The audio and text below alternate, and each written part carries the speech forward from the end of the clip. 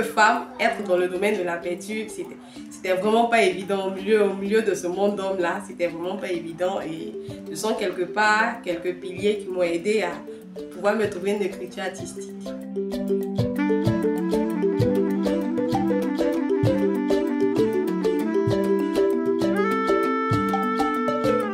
J'ai très tôt eu cette fibre artistique-là. Je dessinais étant petite et c'est en seconde.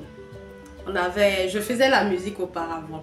Et arrivant en classe de seconde, il y avait un nouveau professeur d'art plastique qui venait d'arriver. Et c'est ce dernier qui a vu que je savais quelque part dessiner. Je m'inspire du papillon comme prétexte de création picturale.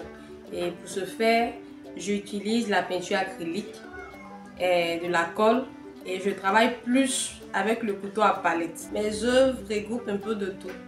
Je peux aborder des thèmes parlant de la nature, parlant de même la paix, parlant un peu de tout.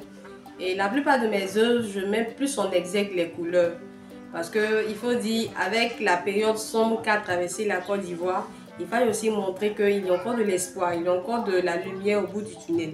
Donc j'utilise les couleurs du papillon pour exprimer cette vie, cette nouvelle vie qu'on peut avoir, ce nouveau espoir qu'on peut avoir. Parlons de paix, j'utilise beaucoup plus les couleurs de gaieté, les couleurs qui renvoient au bien-être, à la sensation de bien-être, au vivre ensemble.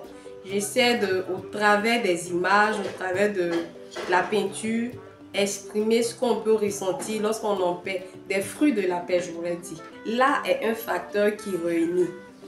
Les tableaux n'ont pas besoin de commentaires.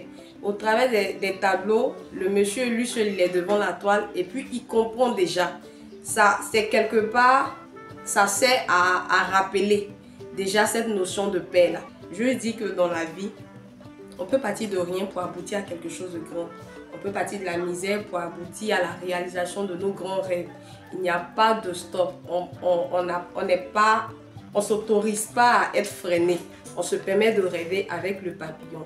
Et pour ce faire, j'utilise le couteau à palette. J'ai beaucoup aimé le mouvement expressionniste parce que c'est un peu ce sur quoi je me suis basée pour me trouver une écriture artistique à moi. Il y a aussi nos aînés qui étaient là avant nous, nos maîtres en matière de peinture.